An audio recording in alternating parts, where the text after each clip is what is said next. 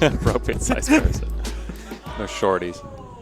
Good afternoon, welcome back to yet another cast at EPIC43, powered with Intel, and with me right now is not Intel, it is in fact Dane. Hello, good to be here. Yeah, Red Dane, as you've been known. Yeah. And in very rare circumstances, the elusive Blue Dane. that guy's, he takes my thunder, he's not me. Does he just not have the mustache? He has a goatee, he has an evil goatee. Okay, he has a goatee, okay. Yeah. He does things in my name, and I don't, he doesn't represent me. Is there a purple Dane with like the full beard? We'll never know. Okay, They may be we'll in another dimension. Good stuff. Well, we are just looking to get into our next game. Our next game is going to be a PvZ. It's going to be Amberdrake versus Haruku, whose in-game name is Scylla. Okay. Scylla. Yeah. You want to have a go at that? Scylla? Oh, Scylla is so much more French. Yeah, and so much more, I think that makes sense. Mm. That's a nice name. I don't really know. I mean, I've met Scylla now. I've met Haruku. He's a really cool guy. He's got a lot of interesting balance. Opinions. Yeah, it was really good talking balance with him and talking about the upcoming patch. Yeah, I bet. Yeah, so that's been interesting. Whoop. We can go live any minute. Great. We are live. He doesn't know. But I think he means to start the game. Hang on. We go into the lobby. Players ready. So I don't really know much about how these players play. We know they're both kind of diamond level. Yeah, both roughly around the 4K mark. I think Haruku's slightly higher, Amberdrake's slightly lower. I think this is going to be a cracker of a game. I don't know hope about so. you. We're getting a non-mirror matchup. We're getting a diamond level. Anything could happen here. I mean, let's jump right into our game. Did you see the Magico Mars Bar games earlier? I know I did, and I missed that. There was some good highlights in that series. And I'm hoping for explosive fireworks on this one as well.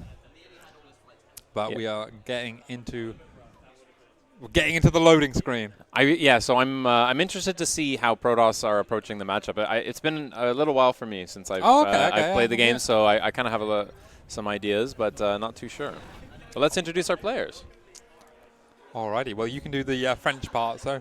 All right, in the top right-hand corner, hailing from France, it is Haruku. Scylla.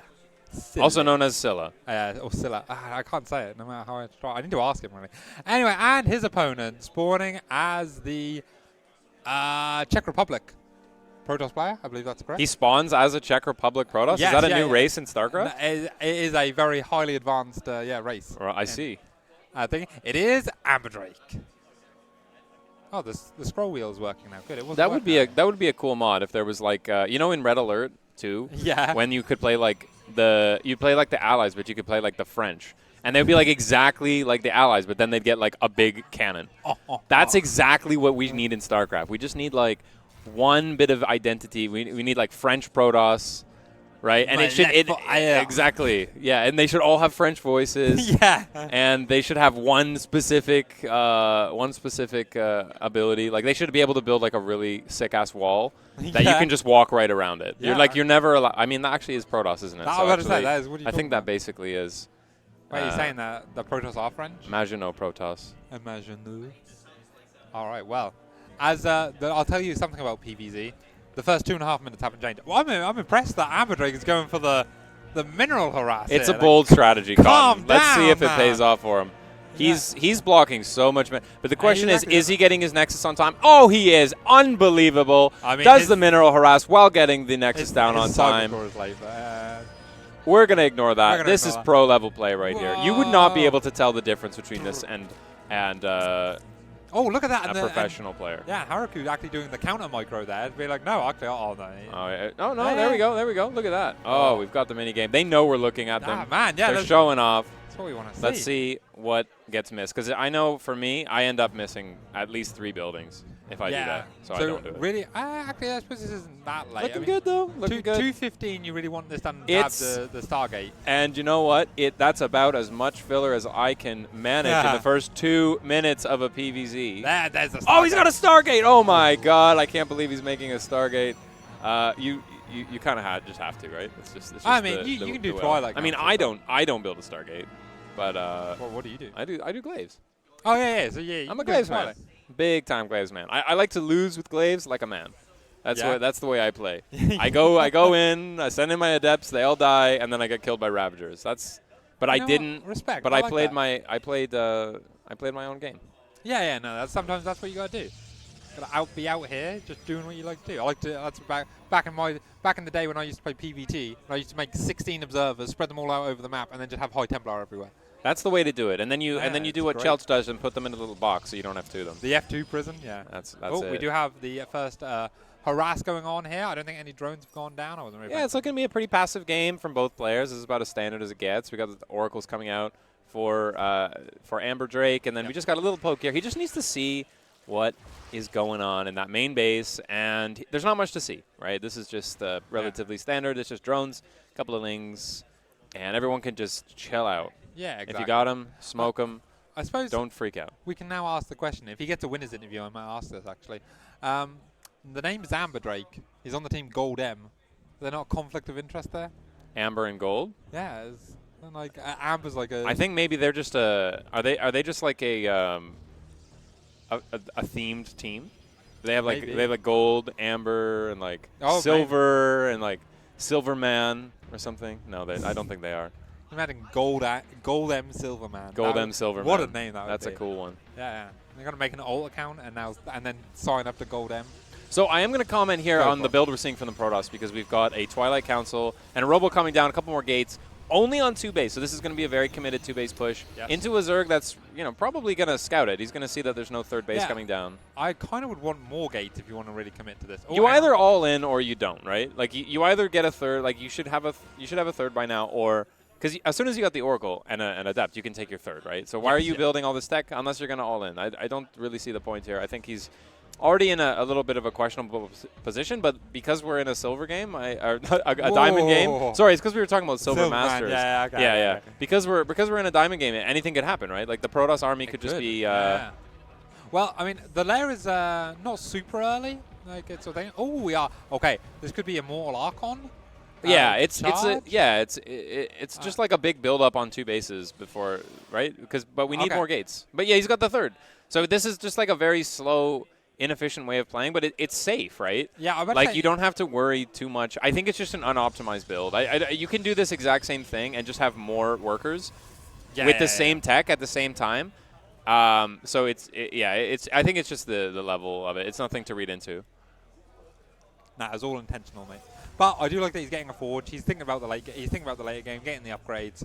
He's going to see what he can do with this War Prism. Maybe go right across from a harass. I think I know what he's doing. I know what he's doing. Well, first I do know what he's doing. He is going for an Archon drop, right? Oh, Archon drop makes sense. But so okay, so I kind of maybe I was a bit unfair because he's going for an Archon drop before the 3rd. So like okay, fair enough. Yes. But I'm a big fan of doing the DT Archon drop, which is where you get at 435 you warp in 4 DTs across the map. Well, this is it. This is what I mean about like the efficiency thing, right? Because this could be if this was an optimized Archon drop, and he went for the Oracle first, so maybe it's a bit safer. But it's I don't see a lot of top pros playing builds like this. It's Cristiano is probably the best player of this kind of build, where he opens Oracle and then he gets like a 532 Archon drop harass. Yeah. So this is a little bit late, but that's okay. It could still do a lot of damage. It it's can, a powerful build, I mean, for sure. And like the other thing that's maybe not the biggest deal, but if your opponent sees that you're staying on 2 bases, then they have to make units and stuff, right? So it's not as bad as it could be. And again, this is doing great damage, focusing the drones down. That's really nice. Yeah, a 4 drones couple go roaches. down. This is a little bit sloppy here from Scylla, just taking a little while, loses a couple roaches, but like I think this is quite a heavy commitment from Protoss to do this, and he hasn't done too much yet. Yeah, and a really important thing here is that you get in. Oh, a bit of a lag spike there. We get in and we scout what's going on. Like he doesn't know there's a lurker den coming. The part of the idea with an Archon drop in this matchup is that you can pin the Zerg back so they can't just come across the map and be annoying, but also you get to scout their tech, and it's really kind of important to do both because again, these lurkers are actually coming out kind of quick. And the infestation pit is also done, so we can start a hive anytime. And suddenly, you're only a minute or 2 away from having hive tech lurkers, and if you're not aware of it, that could be a real problem. Yeah, and the army and worker supply seems to be favoring Scylla at this point. But we'll have to see how the tech shakes out when the lurkers come out. We do have Storm coming out from the Protoss as well, so really standard army composition from the Protoss player. But I don't know if he knows about the lurkers, so this could be a bit of a surprise. Yeah, well, actually, at the minute, there's still mostly a roach army. 7 more hydras on the way, but I don't think we've got any lurkers out on the field yet. No, we haven't. Like I said, just a bulk of hydras. So it'd be interesting to see if don't think he should push with like a roach hydra comp, especially since hydra speed is not done yet. All things being said, though, now that they're both on 3 bases, like, well, I guess Zerg is on 5, but Protoss is on 3 saturated bases, so is Zerg. And they have like roughly equal worker counts. I think if you were to just like give me this game and be like, right, here's the game state. You don't know any of the history. Would you play it out? I'd be like, yeah, this is fine. Actually, absolutely. This is okay. You give me equal workers against a Zerg in the mid game, and the Zerg doesn't have an army that can kill you. Yeah, okay. exactly. Yeah, cool. Feels fine. You've got an Archon drop on the map. You can do a bit of work with that. Does like this observer might get sniped here? Yeah, this is unfortunate. Oh, the big leg spike. Oh. Yeah, we've been having quite a few of those today, haven't we? Yeah. But luckily, it wasn't really at a crucial moment in the game, so it's not too big of a deal. Yeah, I'm keeping my eye on that, but unfortunately, very little we can do at the moment. I like this army composition from Toss. I think he needs, well, he doesn't know this, but I think he needs another Robo and more Immortals. Like, 2 Immortals is not going to cut the cheese today. Yeah, this is a 12 to 15 Immortal kind of game. I love the Changeling here. It's just like is every game for you a 12 to 15 Immortal type of game? Yeah, pretty much. Yeah, so that's a good Immortal. That's a healthy amount. Yeah, that's a good amount of Immortals. Yeah, that's a good amount. Oh, hang on. Hey, we have the first big engagement of the game. All right, now that he knows there's lurkers out, yeah, you definitely add the... Oh, he is making 2 at a time, actually. So he does have 2. Nice. He just hasn't been making them that much. We've got a full energy Oracle here, but that's can sometimes be a bit difficult to use as detection. Oh, this is such a smart move. Scylla getting into a pre-position here. He doesn't know exactly what's going on. Meanwhile, we have a War Prism now coming nice little drop there in the War Prism. He's going to hit him in 3 places at once. The War Prism's going to go into the main. He's obviously going to know that's happening, so we should see Queens there to defend. But this is going to start to stretch the multitasking of this Zerg player. Yeah, especially with this 6 base, because it's going to have to get countered. There's no way the army can come back in time to deal with that. Excellent army movement from amberdrake, just coming in, hitting in multiple spots, realizing that really this Zerg has to pull a significant amount of units to deal with this. Ooh, all the lurkers in the main, getting surrounded by these zealots. That's not how you want to lose a lurker. He needs to get this prism out, but he's focused on something else, unfortunately. Okay, he does get the prism out, thankfully. Still rotating this army around the side, which he hasn't lost. That's a really important thing. Still got a little force of zealots down here as well. And this is the beginning of a nice, I think a nice, comfortable late game for Protoss. He's still down in supply, but he's got roughly equal worker count. The Zerg doesn't have 100 workers. He's chilling on 74 workers. He's on this like sort of low-ish tech, right? It's like just lurkers and Roach Hydra. Still a lot of roaches in that. And the longer the game goes on, the more the zealots can get traded out for gas units, the stronger this Protoss army gets. At some point, he'll max out, and then he can push. And actually, I think that point might be coming very soon. Yeah, it'd be really interesting to see if amberdrake is going to throw down some Stargates and then play that kind of go into a Sky Toss style, or he's going to really hard commit to the ground. I do appreciate a Protoss that can hard commit to the ground units. I think we just don't have enough Immortals. We don't have enough Immortals. That's what did I say? 12. We need twice that. You said 12 to 15. We've got 8. You know what? A double that I'd take. But there is going to be the fleet beacon and the Stargates coming down, so he's going to do an air transition. What he doesn't have is any vision on the north side, and actually if these lurkers get into a position between the natural and the third, there is just so many. He doesn't have vision. This is going to have to go into a base race. I don't want him to come back here. I really don't want him to come back. He's got about 5 observers all in one place, realizing that he really just doesn't, but they all die. And now the lurkers are in this absolutely filthy position, and he does in fact come home. I don't know about this call. There's no army protecting them here. So okay, now the army comes back into fight. Yeah, this is really important. You need the revelation. I think he does get a good chunk of them revelated, but he doesn't seem to have an observer with this army. Yeah, because and so at some point, he is going to lose. That leg spike, absolutely devastating. And the lurkers do clean up in the end. And here comes the there is another one, but this is now a complete difficult. Game number 1 there. Like I say, it was settling in to go into an absolute comfortable mid to late game for the Protoss. He was getting his Stargate tech. He wanted to transition. He had it all planned out. Didn't have that north side scouted. Big lurker army. Absolutely. Reached around. It just shows you the importance of having map vision, right? So if he had a couple zealots spread out on that side of the map, then you reposition your army, you start kiting it with Storm, you gradually whittle it down, and you're in great shape. Yeah, again, you feel so much better about it, don't you? Yeah, so again, really happy to see that, Scylla was able to bring it out of the bag. Haruku played really well, even though my Protoss heart does bleed, because, I want to see my boys do well. But there's game number 2 still to come, so we will have to see if amberdrake can pull it back. How about that first game? Do you think think it was a decisive win, or do you think that could have gone either way?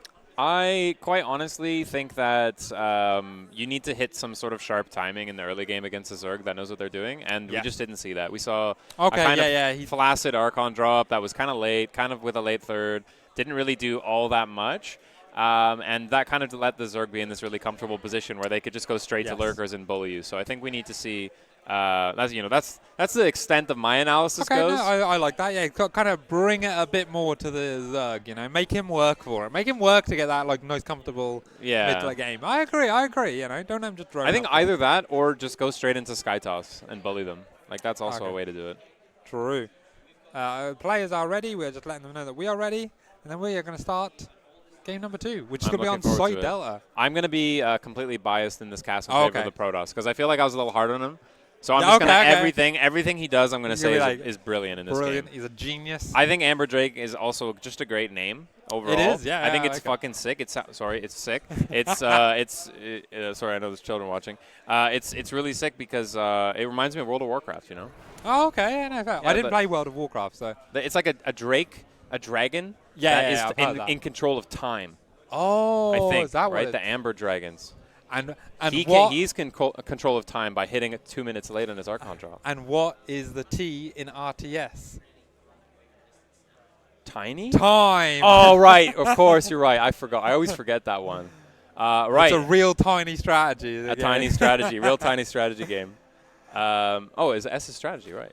Right, in the top left-hand corner of Site Delta Ladder Edition, it is Scylla!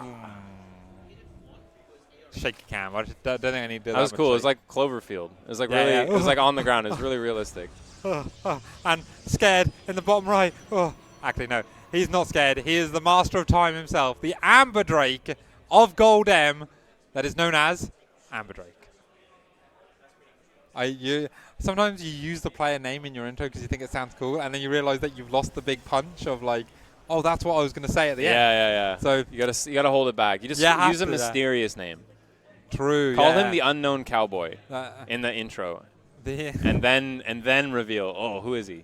He's not Amberdrake. He's not the Topaz Dragon. He is the Amberdrake. There you go.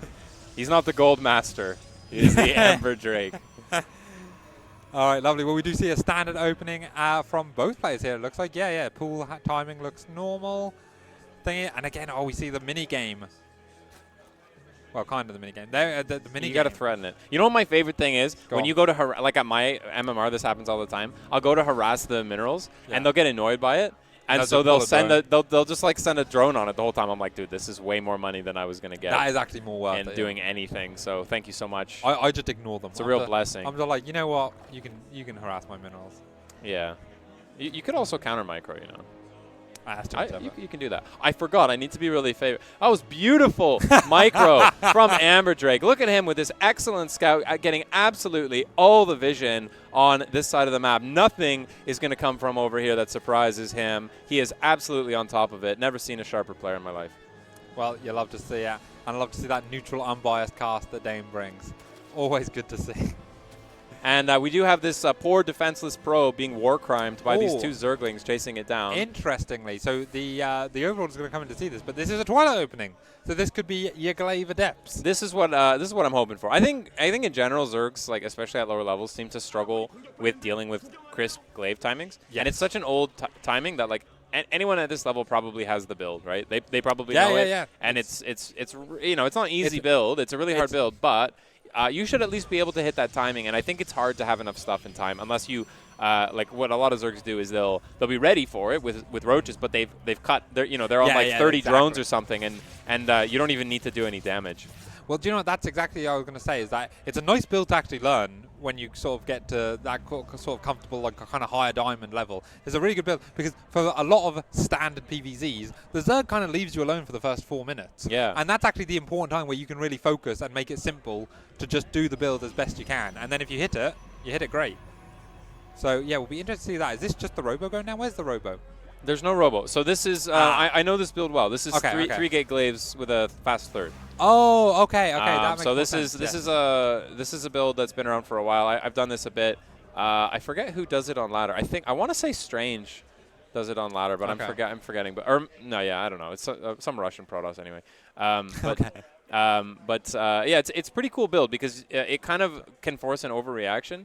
But it also hits a really nice timing. So they have to respect it. I was going to say, that's it. It forces a certain response, but it's not that committal in terms It's of also way easier to pull off than the Warp Prism version, in my opinion. Oh, okay, yeah. Because you don't have to be worrying about the Warp Prism and microing in, and if you should warp in more Adepts or go at home. Because once you send out the initial push of Adepts, that's kind of it.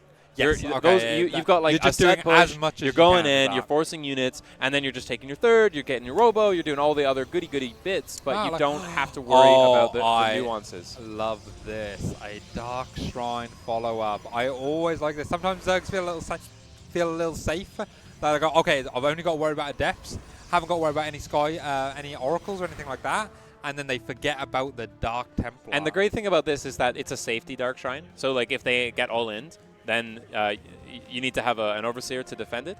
And then with the push, if you note that they don't have spines, or spores, sorry, then you can commit to making DTs. Yes. And he's going to see here that there is a spore, but it is building. He could just focus that down. It's a little suspicious, but I don't hate it. Well, it's yeah, it might be a little bit too much, but I kind of wish he would warp in a Stalker to get rid of this though. Oh, it's double Stargate as well. Right, this is quite the follow-up. I have attempted this before. The problem with this is if you go Phoenix and then they just max roaches, you don't have the damage to actually deal with it. So I think you need Void Rays. I'm a big fan of double Stargate Phoenix, but the problem with it is that it's kind of like what you say. If they commit to one thing, either if they commit to super eco or super killing you, it loses. But if they go kind of half and half, if they try and get some Hydras but get some drones, you're in a great position. And we see a big push at the third of, well, maybe not a big push. We see some harassment at the third. This is kind of tricky because ideally you'd want to have some Adepts in a nice little wall. But we do see that those safety DTs doing some work there. If the only detection is the spores, this is actually kind of a nice way to clean this up. But he's still going to have to cancel it. Yeah, force hands on third, then run home, I think. Okay. Yeah, I think this is... Might even run in here. Good warp in. Yeah, I think taking stock of the situation right now, how do you feel overall between, like, who would you favor in this case? I don't like the multiple tech. The fact he survived this feels a bit better. If amberdrake was just, if Scylla was just making roaches here, I'd be very scared. I think trying to get into double Stargate Phoenix here is a huge gamble because these don't really come online until you get like 6, 7 of them. Like we've now got 5, but you still can't go across and do much with them. And even once you do, that is only changing the flow state of the game. This doesn't immediately win you the game. At the same time, it's like it's relatively safe. I know I said like if they run over you with roaches, but I think because he has the DTs, you can just snipe the Overseers, and you can play it like Brood War style, where you just massively dominate the air. And what does the Zerg do in this situation? I think the call from Scylla here is kind of cool to just go like, all right, well, you can't kill me, so I'm just gonna make 100 drones. Like he's not gonna make 100, but he's gonna make drones. I want to see him hold that. He's taking a 4th base, but he's not really holding down the drone key enough for me. Yeah, he made a couple rounds of them, but yeah, like you said, you don't want to go half and half. You need to like commit to one thing. Yeah, exactly. You want to make like a ton of them. He's getting some nice queen snipes here, though, so this is not the end of the world. He's getting the damage done. Yeah, and this is really the fun part with double Stargate Phoenix. Is you just get to fly around, get to lift stuff up. Like you can lift these drones, focus the drones down, then you go back to killing the queen. Yeah, but the problem is with all those queens, they're so tanky. They take ages. You really need the plus one weapons to do anything. He is getting. Yeah, so he's going to make quite a few, but now the transition has to happen, right? And he's going straight. Well, I don't know what he's doing actually. He's making more DTs, but I think you want disruptors. Yeah, disruptors are really solid, but you then get into that difficult position of where you're trying to control a disruptor Phoenix army, which is a little bit awkward. They're both like units you want to like baby quite a bit, so it's hard to then run in. Yeah, maybe. I think so. Yeah, I get it. If you're trying to control them at the same time, but like disruptors can like just wait till they push into you. You hit the big disruptor ball, and then you go and lift stuff up. I think that is true. Yeah. I don't think it's defensively. Too bad. Yeah, no, I think the power of multiple control groups, Axo. Let me tell you, it's pretty great. You can do that. You can do more than one. You can actually do up to 2. Yeah. Starcraft up 2 to and including. Starcraft 2 supports up to 2 control groups. That's insane. And the other great feature that StarCraft has is you can customize your hotkeys. I don't know if you knew that. You can set the hotkeys to whatever you want. It's crazy. Listen, I wish I was joking when I would say that's a rare thing in an RTS now. Even the next generation RTSs don't have customizable hotkeys. This is so ahead of its time. Okay, and once again, we do see Phoenix is coming in here. Now he's going to get a good few drones, and actually, and again, Haruku's drone count is not healthy. Yeah, I was this hoping is to huge. see Haruko be on like 100 drones at this point. 40 queens. This sort of like nice numbers, but overall, he didn't kill Amber. And he's making Hydras. And now there's a weird number when it comes to Hydra Phoenix battles where it's like where Phoenix can just go up and pick up like 8 of them and insta kill them and then pick up 8 more. There's a lot that can happen there. I don't think he's got quite enough Phoenixes for that. You want like the 20 Phoenix mark. That's when Hydra. The correct amount of Phoenix is the exact amount that Amber has, because Amber is an expert at Phoenix. Okay, I like that. And he understands time and space on a level that mortals can't comprehend. That is true. I certainly can't comprehend. Yeah, you can't forget that. I can't comprehend the lurkers that are coming out right now. Oh, but we do see the carrier transition coming in here. So both players wanting to take this to a later game. They're not going to like just stick in the mid game with these armies. The issue that I have here, and I don't even need to be biased anymore, that Amber is absolutely running away with this game. Like, what does Scylla have going for them? No, there's nothing going. There's no upgrades, right? Yeah, no weapon and armor upgrades. There's no great mining. tech. There's lurkers. Okay, you've got lurkers. I've got a bunch of air units. You can't even hit my units. And he's committing harder into the Sky Toss as well. Like, go on. I was going to say, the lurkers are nice to zone out Storm, but you don't even need Storm. Yeah, exactly. Because you don't have a ground army to deal with. So you just literally run over them with carrier Phoenix. This is an absolutely beautiful position to be in for the handsome amberdrake. There you go, exactly. And once again, it is that, the Phoenixes, they retain value because they can lift the lurkers. If the lurkers try and push aggressively, and you don't have a bunch of static defense or anything, you can lift all the lurkers and buy you time while the carriers are fighting. So again, lots of things to play with here for amberdrake. He's like kind of in a. I can say I agree. I think he's in a really strong position here. I think at this point, if you're Amber, you just wait until you have like 6 carriers and +2, and then you just do a big timing push and end the game. You do like a 4 base all in. I think that's the way in this game. Like, this game is won. You just need to hit crisp, and you need to gradually, I think, actually trade out these Phoenix. Because they're not going to be that great in the big fight. I think you get drones for them, and then you just push when you get 6 carriers. I think in this specific situation, getting drones for them is good. But however, I think in general, if he had 100 drones, I don't think sacrificing Phoenixes for drones is good. No, but he's keeping the drone count so low, right? Yeah, like it's so nice. That it's he's so all in. 19 on the way and Aspire. So again, now Scylla are realizing, hey, I need to hit this drone key. I do not have enough. And hopefully he's going to start, getting these further out bases saturated. But the thing is that there's no, because the Spire is only coming down now and the drones are only coming out now, he's not going to be able to make that many corruptors when the carriers hit. And he doesn't have upgrades. So he's not going to have armor. So the carriers are going to absolutely shred everything. He technically hasn't seen the fleet beacon or the thing, but he knew there was double Stargate. I mean, you saw Phoenix. You saw that many Phoenix. And you're playing against Protoss. Come on. True. Come on. You don't even need to scout. Okay, well, amberdrake, forming a really nice army here. Now we do see the changelings come in here. So I think this is still a bit early. He's posturing, which is nice, but I think you just kill the rocks. You chill. You have to wait with these next two. You have to wait for the +2. Absolutely. Okay, I agree. And that's like the other thing I would say is that's a ton of zealots. I actually don't even think you bring the zealots with it. Like, you bring like half the zealots on then an you aim send move around. you send the other half. You're gonna get diminishing returns, especially into the lurkers. That's a lot of Phoenix. So as long as when the fight happens, you lift the lurkers so that you can storm the army, you're dancing. You're dancing. Right, we have the +2 just about to finish. If he hits, I want to see him hit right as +2 finishes. That would be extremely exciting for me on a personal level. I'll get ready. The anticipation is building. Oh, come on now. Come on. 5 seconds. Let's go. Don't deny me like this. Let's go. He's looking at it. Yeah. He's looking at it. He's going. Upgrade done. amberdrake tactically decides not to hit at the timing. Oh, no, he is going. He's going. All right. Beautiful. You know what? Now that I think about it, I'm wrong. It's the right decision. He's the right decision. Amber is tactically deciding to wait until he's getting +3 weapons. Because +3 is actually bigger than +2. Yeah, is it? It is. Yeah, because 2 is. I checked the 3 math. Is bigger than 2? I checked the math. Wow. That's right. Yep. They get more weapons. I think, on a serious note, it's less of a power spike than the +2 versus 0. But yes. ultimately, I can't second guess amberdrake. So anyway, he needs to start trading out these zealots. The Oh, the Phoenix has got parasitic caught. bombs are really getting shredded by this. Really nice. But however, activity. the army's out of position. He's like, well, if you're harassing on one side, chasing Phoenix on the other, you're not on the third side. I'm going to bust in here. And I like this. He's got the oracles on the separate control group, so they can actually do the revelations, and he can just kill the base and back off. You do need to revelate because that one lurker is just. One lurker is having an absolute you need to hit those storms, beautiful storms actually, and there's really not enough here. I think in the air, although you do have some vipers with parasitic bombs, you just need to get those oracles in there and reveal that one lurker. And now he does it. Oh, that one lurker! I want to see the kills on that lurker. He's got 6 kills. I would say they're probably all like High Templar, you know. Yeah. You just kill. But it was just putting out constant damage. Yeah, exactly. And lurkers, they hit pretty hard. Okay, yeah, we do have this base being rebuilt up here. So now you got a supply lead in the late game, an upgrade lead, a tech lead from the Protoss. So it's really his game to lose. I think the mistake a lot of Protoss will make in this situation is they will like go push right away. They're like, I gotta push. Yeah, but actually, no, come back, regroup. Protoss needs a critical mass of units in order to be effective. So you don't want to.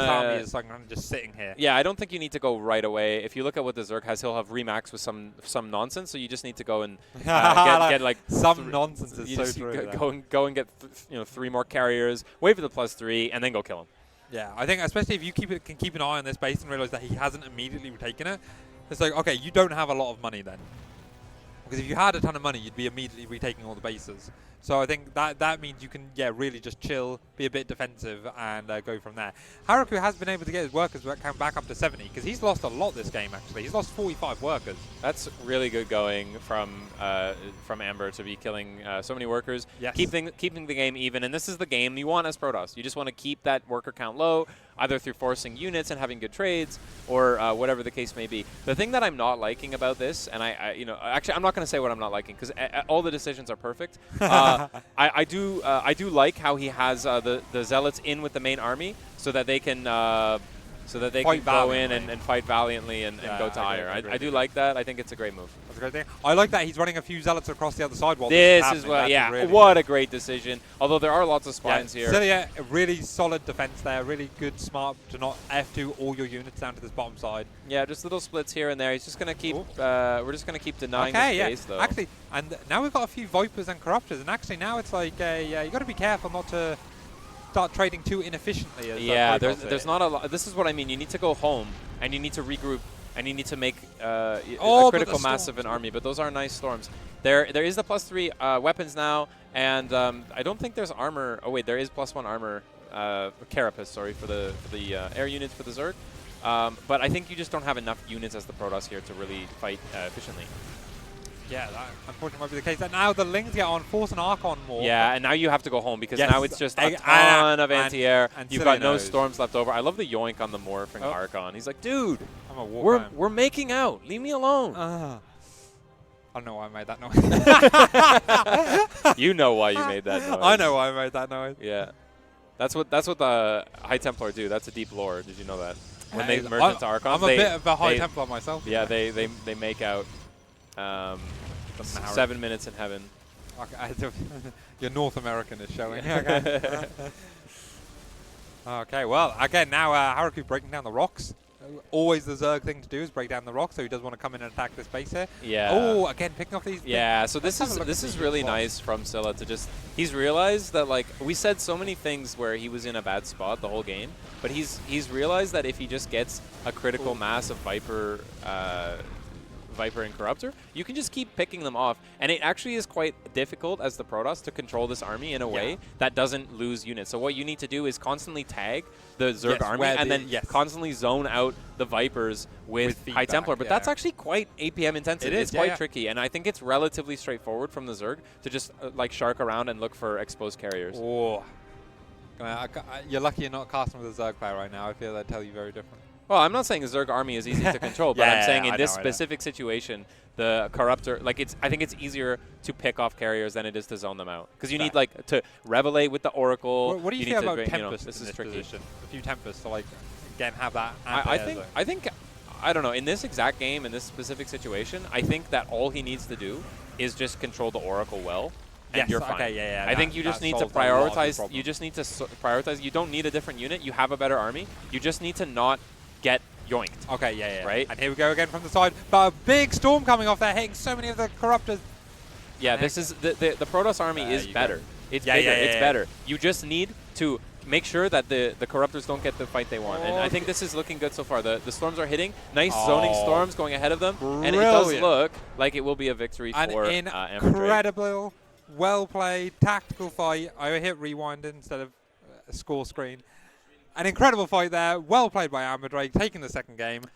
You had a confidence the whole time. I did. I knew that handsome amberdrake would be able to bring that one out of the bag. So that ties our series up to 1-1, doesn't it? It is, yeah, 1-1 in the best of 3. So we are going to be going into that game number 3. And I don't know what to expect out of these players now because, you know, I kind of was like, again, that first game was kind of slow and steady, but like kind of felt like he wanted to be very active. And then the second game, again, active with the Phoenixes into a much later game army. So, yeah, probably maybe refine that style even more and carry on doing it. But so the question is, does Scylla, as the Zerg player, try and take an initiative and go, well, hang on, I know you can sit back and play late game now. I'm going to try and hit you with something early. I think, yeah, we need to see Amber have one more build that is surprising because I don't think that the reaction from Scylla in that last game was optimal, as we saw. But if he's reflecting on it, he probably goes, "Oh, if I just made a bunch of roaches, I probably could have killed him or something like that." Yeah, I mean, I'm sure any Zerg player would tell me I'm wrong, but you know, but like in my mind, like as having tried that before, what happens to me again, the double is that the target Zerg just as soon as I go, a while to come you kind of need something on the ground to do the damage. Yeah, no, that would be really interesting. And again, the third map is going to be Ghost River, the shortest map in the map pool. We have not yet seen it this tournament on stream, but we are about to see it. I would love to see an early pool just to mix it up. I think we've seen a couple like nice macro games from these players. I think the chips are down now. One of them stays, one of them goes. And I think we do an early pool with some speedling action. Oh, okay, well, Dana's hoping from an early pool, though it's getting extremely like a late early pool at this point. It is Scylla. And his opponent, who's just tied the game up with a magnificent and beautiful Protoss versus Zerg late game. He is amberdrake.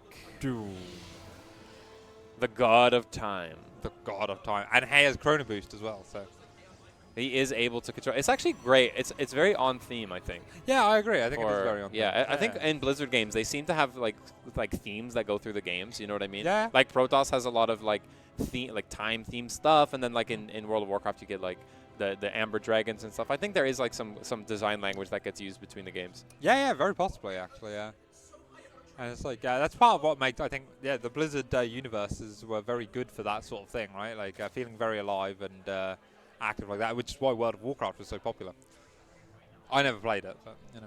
No. I lost a few years of my life to it, but okay, yeah.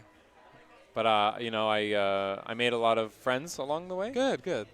Oh, question marks. I don't talk to the people anymore. Okay. I know somebody who he's actually a Starcraft player. He used to be a Starcraft player who's come down here, and he now lives with somebody who he met on World of Warcraft. That is so sweet. Yeah. They get married. No, that's platonic. So they're just sharing a place. Right. Okay. They can still get married in World of Warcraft. True, actually. Yeah. True. I'm going to ask if they ever got married in World of Warcraft. Okay. Well, we do have fast 3 hatches here. Very fast 3 hatches. This is. Yeah. So I'm not a big Zerg guy, enjoyer. But this is just standard, right? Like this is just like the Korean way of doing it, where you get like 3 hatch before the queens. Well, you don't go 3 hatch before pool. That's a little unusual, and that's what this is. 3 hatch before pool. Right. Okay. Like maybe I know nothing. But I don't know how common it is nowadays. I can't remember. So the main reason why, what I would do if I saw this is we've been alt tab. Wait. We somehow got alt tab there. We are back in. Sorry about that. Yeah. What I would do here in this situation is that when they make 3 hatcheries this quickly, you can actually Chrono Boost 2 Adepts out and get them across the map, and there's no queen. So even if they make lings, there's no queen to shoot away, and you can actually micro the Adepts really well. And then that negates any kind of any extra drones they're able to squeeze out from doing it. So that's generally why. That's my Protoss brain response. I think that's a very valid response. Go in there and get some harassment done. Yeah, so we have seen a Stargate now finish up. We're also seeing a very fast Robo here. Quite an unusual play, the Robo this soon after a Stargate. Oh, it's going to be a Phoenix. Oh, I don't know if I can say the actual. It's the Brain Dead build. We'll do it that way. Are you familiar with the Brain Dead build? You're a Protoss player. You know the Brain Dead build. Right. Is it just Phoenix Immortal? No, it's Phoenix into Chargeler all in. Right. Okay. Right. I do know the build. I do know the build. Does Chelch do it a lot? Yes, I was going to say it's a bit of a Chelch build. Oh yeah, I know the build. So I would have preferred this to be a Twilight, I guess, if that's the case. But as soon as this thing goes down, I think it's going to put Twilight here. In fact, this being on hold position is actually really annoying. So we're going to see. Do you make like a lot of Phoenix? No, you make just one to like clear stuff out. Okay, he started. Oh, he was faking the second one. Faking one where there's no Overlord. Well, the Overlord just died. It's a Twilight Council. I'm a genius. All right. You are. Well, I mean, in fairness, like what can you do with a Robo? Okay, that's great. And he is making Immortal, so this is going to be like probably like that, and more of an Immortal charge bot all in. This is definitely one of the builds of all time. Yeah, but we're not going to see these gases taken. I don't think we're going to see like another few gates here. And then I think you pull out a gas, right, and make a bunch of charge. You actually probably could, yeah, just go into zero gas mining. Well, he's got enough probes to saturate, so no, he just yeah, he's on 40, I guess, this or 38. Doesn't. 38, yeah. Okay, I'm not gonna judge because you know. What do you mean? This is brilliant. There's the charge. I love it. I love it. I know, but like it's very inefficient, right? Like it's not gonna hit that fast. Yeah, it's a mind game, isn't it? You're like, hey, I've played really passively the last few games. I've built a lot of Phoenix. I've stayed defensive at home. I took a third really slowly in the first game and didn't do anything. And now guess what? I'm doing something. I love it. I do love it. And the thing that I would love to see as I say that, I think Scylla just needs to scout the third, right? Yeah, like, okay, so he scouts a third. But again, this is reminiscent of their first game where he didn't build a third to like 6 minutes. The issue is, though, it's the same response in either case. You just make roaches. Okay, that is true. Right? So he's going to make roaches, and then it's like, oh, I have to make more roaches. Oh, okay. I think showing 2 Immortals and this many Zealots, maybe... yeah, he's going to know. So we actually see a Bane Nest going down. And a Spine. So the Bane Nest is an interesting response to this. I'm not sure. I kind of like it, actually. Well, if the Zealots clump up, I think if you have good Zealot splits, it might not be too great. But yeah, you know they're making Immortals. You just make a ton of links with +1. I think this is actually very holdable. Okay, this fight is going to get explosive quickly. This game is because both players are on the same level. They're like we're doing this. Yeah, and both of them are committing nice and hard. I like to see that. Okay, here we have the army move out. Only 2 Immortals. There's no hole. There's a hole in the wall as well. He's not plugged it up. He's done a really nice job of the movement with this Warp Prism. He hasn't. Yes. I don't think he's flown in front of an Overlord. I don't think so. Yeah, I think I'm not 100% sure. I don't think this saw it either. Now this does see it, but this drone is just like there coincidentally. Yeah, but he's already like posturing. Okay, so now he should know that there's Banelings. So it's really going to come down to the control. So you have to like hold position the Zealots behind. You cannot just A-move them in. Oh. This is going to be a disaster. Absolutely beautiful cleanup. You don't want them blowing up. Yeah, okay. But we do have Zealots in the main, and all the Banelings are gone now. Yeah, exactly. Once all the Banelings are gone, if you can just keep warping in Zealots. This is the issue. You don't retain the core of Roaches in this case, but yeah. So the Zealots are going to get cleaned up eventually. But it's so hard to get that surround. That was a really nice little wall they made. Yeah. Okay, now we have more going in here. Do we only have like 6 gates? I thought we had like 8. Where's structured?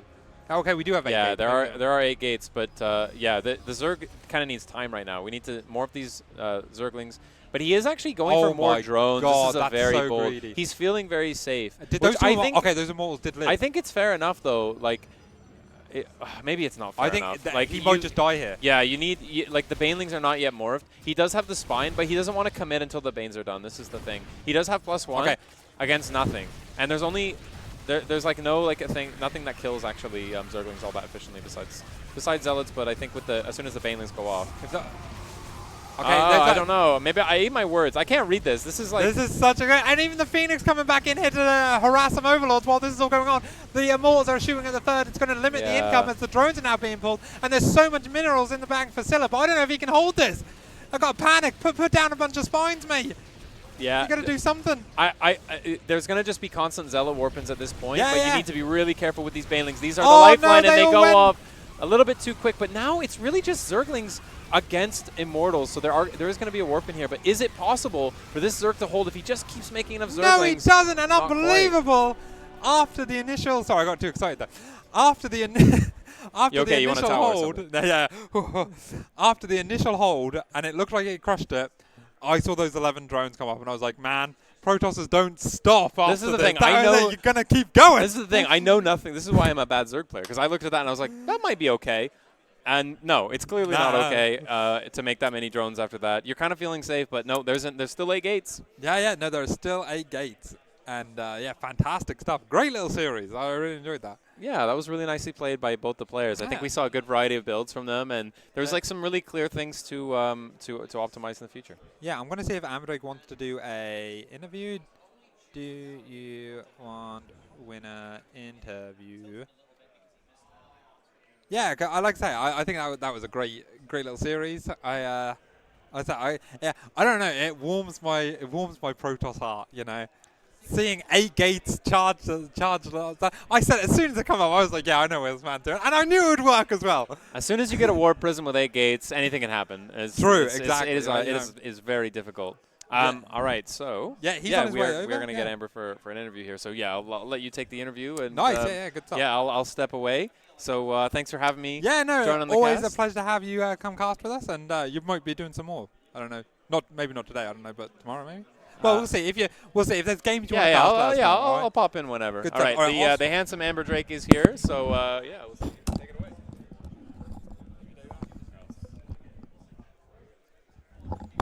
Hello. Hello. How do you feel after that set? Yeah, I feel good. Finally, some games won.